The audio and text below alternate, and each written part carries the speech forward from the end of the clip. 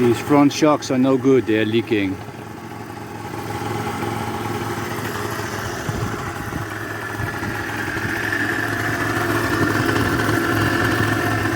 The rear bushing is also not good.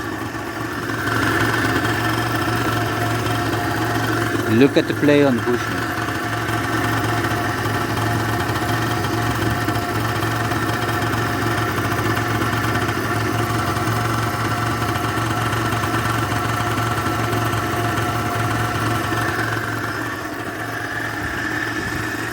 It's not fun to drive like this. The shocks they hurt your hands and they corner not that well. And the rear shock, yeah, that's just annoying. And it might break off the rear piece if you don't fix it. So maybe do something about it. Let me just remove the filter so I can reach it properly. Then loosen up the shock, and I'm going to lift it up with my hoist to make it easy. Just slide it out of the way, just keep it on the carb. This is not really good. You can just push it out. Don't really need to lift it up with the hoist, but in order to remove the old bushing, or what's left of it, I put a saw through it, and I just cut it up in 2 pieces, and then it will release tension from the outer ring, and you can just pull it out or push it out.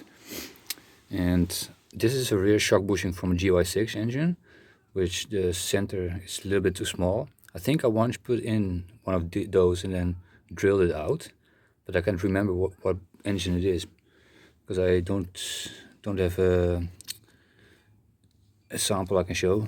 But this one is from a Peugeot 103. I think the outer size is bigger than that one, but the inner size is correct. So I just chopped it in half to see which one will fit. But I'm sure one of those will fit in there. The problem is I cannot get the original one. It's not available no more. So I just made 2 cuts in there, so the centerpiece released, and I can just tap it out now very easily. This GY6 one is too small because it just goes right through. So that's not usable, but this one seems to be the one from the Peugeot 103.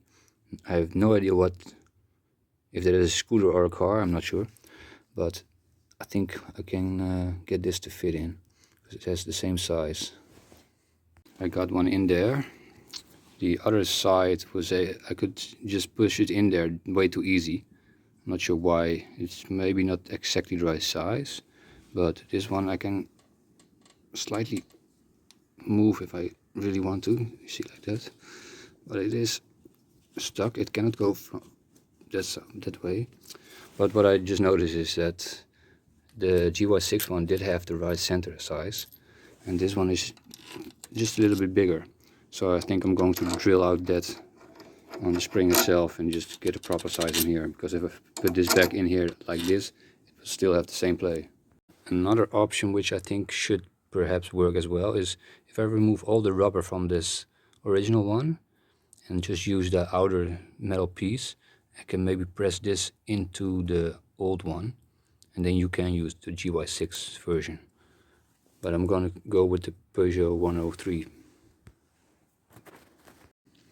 So yeah, drilled it out to the same size as this one, because this should be fine. I'm gonna mount it like this. This is actually the original nut and bolt from the steer. It should normally be on the steer. So now it's as strong as can be again. No play whatsoever.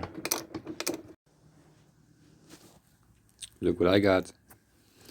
I'm going to replace the rear shock, and the front shock absorbs as well. The rear is leaking just like the front. This is an original one, I think. I am going to quickly clean these up and maybe spray paint them black. And then let them dry. In the time I can remove the rest. I removed those panels on the center, removed them on the rear, and I also removed the rear grip and loosened up the bolts that are in here, so the entire rear can move. So there should be enough space to remove the spring from the rear. I also loosened up the air filter so I can reach it. So let's swap this. So interestingly enough, this hole was already correct. So this is just workable with the threads that are on there. Also this one got a little bit shorter from being leaky. Or maybe it's just a bit shorter. Time to put the other one in. Rear shock is looking good. Time to replace these. Swap the front shocks. Trying to make life easy. So the wheel is freely, so I can move that easily. I just remove the inner plating. Got it over here. Also remove the radiator or the cooling reservoir cover. And just releasing these will remove the shocks, and there's also a couple clips on here. And I have to swap the front wheel and the mud flap and stuff, and I have to remove the brake, and then I can take it out. And in the meantime I can check why my horn keeps failing, because somewhere in here is like a break in the cables. Got the old shocks out, wheel mud flap removed, my custom front axle removed. Time to put in the new ones. Sorry for the blurry image.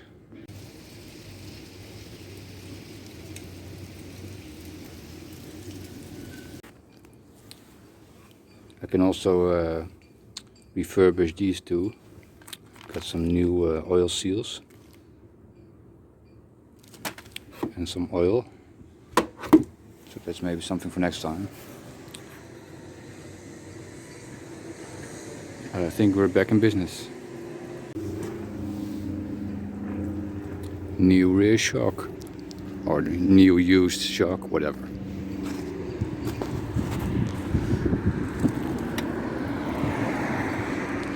Fresh front shocks.